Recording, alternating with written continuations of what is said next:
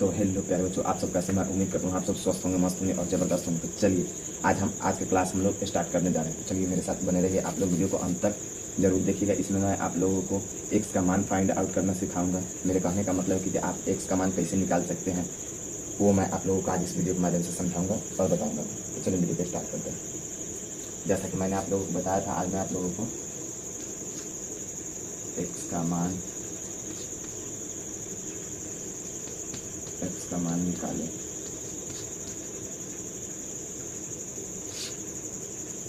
आज का जो हमारा टॉपिक है, आज मैं आप लोगों को बताऊंगा कि आप एक्स का मान कैसे निकाल सकते हैं। समीकरण का ही एक पार्ट है, मैं समीकरण ही स्टार्ट करने जा रहा हूँ।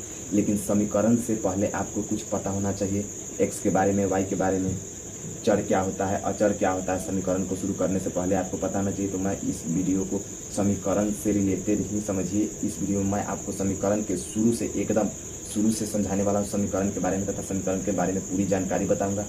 यह जो मैं वीडियो बना रहा हूँ यह एकदम जीरो लेवल से स्टार्ट है, एकदम जीरो लेवल। ये जो कमज़ोर छात्र है उनके लिए एक ऑफर है, जो कमज़ोर छात्र हैं उनके लिए। खासकर इस वीडियो को बनाने के पीछे का मकसद है कमज़ोर विद्यार्थियों के लिए। तो बने रहिए हमारे वीडियो के साथ। तो चलिए हम वीडियो की ओर देख लेते हैं, बोर्ड की ओर। मान लीजिए यहाँ पर लिखा हुआ है x + 3 = 0। कुछ इस टाइप का सवाल है। तो आपको पता होना चाहिए कि जब इस पार से उस पर जाता है तो प्लस वाला माइनस हो जाता है और माइनस वाला प्लस हो जाता है।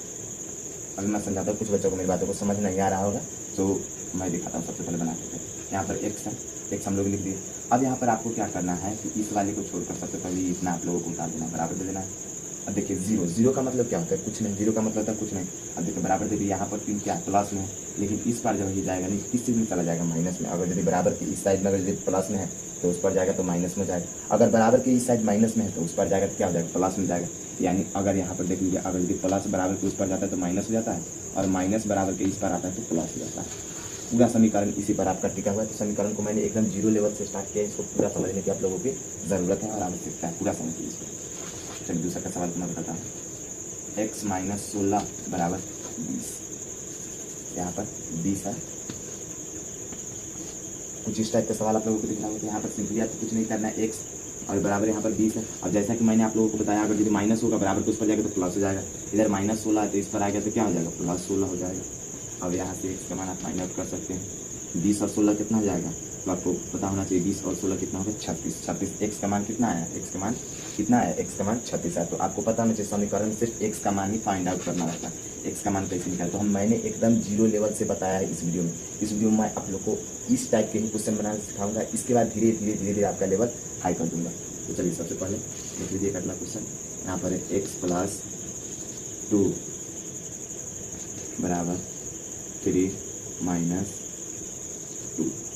कुछ इस तरह का सवाल है। अब इस तरह के सवाल को कैसे सोल्व करते हैं? यहाँ पर आप लोगों को x लिख लेना है। अब देखिए यहाँ पर आपको क्या लिखना है? बराबर लिख लेना है। अब देखिए यहाँ पर जैसा सवाल है आप लोगों को ऐसा नहीं होता। देखिए 3 में से 2 चला जाएगा तो कितना बचेगा? आप इस पर चाहे तो आप यहाँ पर भी सोल्व कर सकते हैं। अगर आपको यहाँ पर सोल्व नहीं करना तो आप यहाँ पर रहने दीजिए। 3 - 2। अब देखिए यहाँ पर क्या है? यहाँ पर प्लस में है, 2 प्लस है, लेकिन बराबर तो उस पर जाएगा। अगर यदि प्लस में तो इस पर आ गया तो किसी में आ गया? माइनस में आ गया। तो यहाँ पर 2 आप लोगों को देखने को मिलता होगा। 2 क्या है? प्लस में, तो बराबर के पर जाएगा, यानी बराबर के पर आएगा तो किसी में आ जाएगा? माइनस में आ जाएगा। इतना आपको भी पता होना चाहिए, हमको भी पता है। और देखिए यहाँ पर देखिए, अब यहाँ पर आपको क्या करना है? 3 आप लोग देखिए, 3 क्या है? 3 प्लस में, लेकिन ये जो दोनों 2 है ये किस चीज़ में? आपको पता होना चाहिए ये जो दोनों 2 है ये किस चीज़ में? माइनस में या प्लस में? तो सर आप लोग कहिएगा कि सर हमारे साथ क्या के लिए मजाक करें, जो देखने में लग रहा है ये दोनों क्या है? दोनों माइनस में। तो आपको पता होना चाहिए कि जो माइनस में तो दोनों क्या हो जाएगा? दोनों जुट जाएगा। जब एक चिन्ह रहता है जोड़ या घटाव में तो दोनों क्या हो जाता है? दोनों आपस में जुट जाता है। चलिए देखिए, माइनस और माइनस आपको सबसे पहले आपको 3 लिख देना होगा। इसके बाद माइनस 2 और 2 कितना हो जाएगा? 4। अब बोलिएगा सर जब दो गो चिन्ह का जुटता है तो अगर यदि माइनस है तो प्लस हो जाता है। तो आपको पता होना चाहिए बबुआ कि जोड़ और घटाव में अगर चिन्ह का गुणा होता है तो चिन्ह जस का तस रह जाता है, लेकिन अगर यदि गुना या भाग में चिन्ह का अदला बदली हो जाता है तो चिन्ह क्या हो जाता है? बदल जाता है। लेकिन जोड़ में चिन्ह जैसा का वैसा ही रह जाता है। मेरे कहने का मतलब आप लोगों को समझ में नहीं आया होगा। जैसे यहाँ पर देखिए -2 और -3 क्या हो जाएगी? दोनों को जोड़ेंगे आ जाएगा -5। क्या इसका चिन्ह में एक्सचेंजिंग हुआ? इसका चिन्ह बदला? नहीं बदला। 2 को माइनस के बदले 1 माइनस आ गया। लेकिन अगर मैं यहीं पर बोलूँ -2 गुणे -3 तो आप इसको ऐसे तो नहीं लिख सकते हैं ना, -5।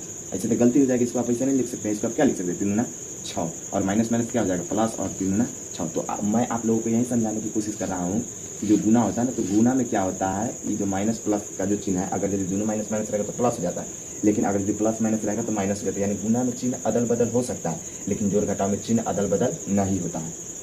अब देखिए यहाँ पर ये आ गया, अब देखिए समझिए, x बराबर -4 में से 3 चला जाएगा तो कितना बचेगा, -1 बचेगा, -1 इधर आएगा। यहाँ पर मान लीजिए यहाँ पर क्या हो गया, y + 2 बराबर 0। आपको पता होना चाहिए यहाँ पर x रहे y रहे। आपको अगर भी मान निकालने के लिए बोल रहा तो आपको सिंपली करना कुछ नहीं, y लिख देना बराबर 0 है, तो 0 का मतलब कुछ नहीं है, लेकिन इस पर प्लस में है तो उस पर कितने चलेगा -2, यहीं इसका आंसर जाएगा। अब अगला सवाल देखिए यहाँ पर। अब देखिए अब मान लीजिए यहाँ पर x है, +2 है, +3 है और बराबर 16 है, +11 है।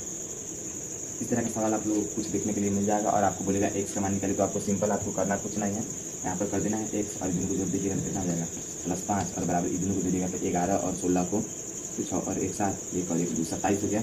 और यहाँ से आपको कुछ नहीं करना है, x बराबर 27। अब यहाँ पर देखिए यहाँ पर क्या है 5 प्लस में, लेकिन जब ये 12 को हम लोग जब हम बराबर के उस पार ले जाएंगे 5 को तो कहीं चला गया माइनस में, यानी x का जो मान है, तो x का मान कितना है 27 में से 5 को हम लोग हटा देंगे तो कितना है 22 आपका राइट आंसर हो जाएगा। अब देखिए कुछ सवाल ऐसे होते हैं कि जैसे मान लीजिए यहाँ पर क्या था, x अकेला था, अब यहाँ पर x के साथ कोई नहीं, लेकिन अगर यदि x के साथ कोई संख्या आ जाता है तो आप उस सवाल को सोल्व कैसे कीजिएगा उसका भी मैं तरीका बता देता हूँ।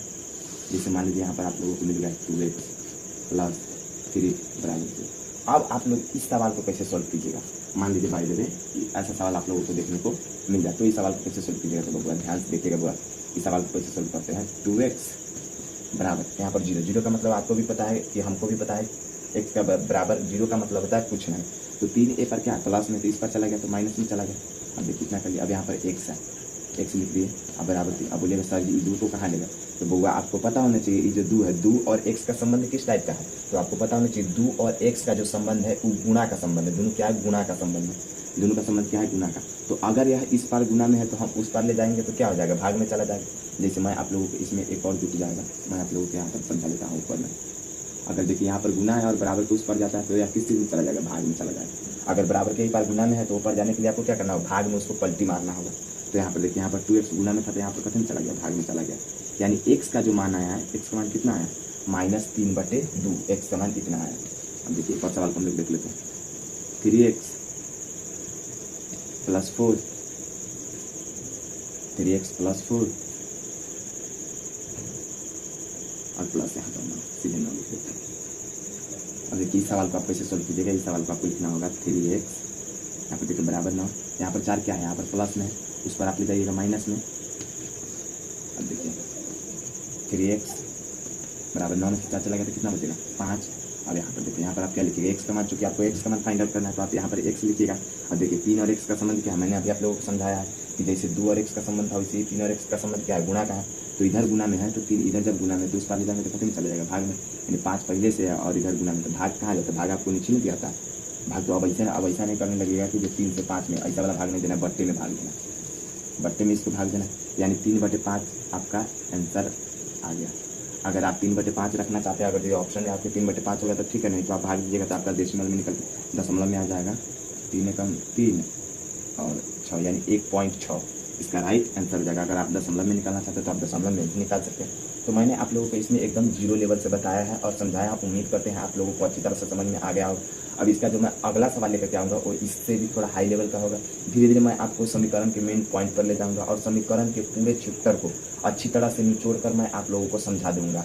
इसलिए आप लोग प्लीज़ ज़्यादा से ज़्यादा इस वीडियो को देखिए और ज़्यादा से ज़्यादा अपने दोस्तों के साथ शेयर कीजिए और लाइक कीजिए। तो चलिए फिर मिलते हैं अगले वीडियो में नए सवालों के साथ। तब तक के लिए थैंक यू सो मच।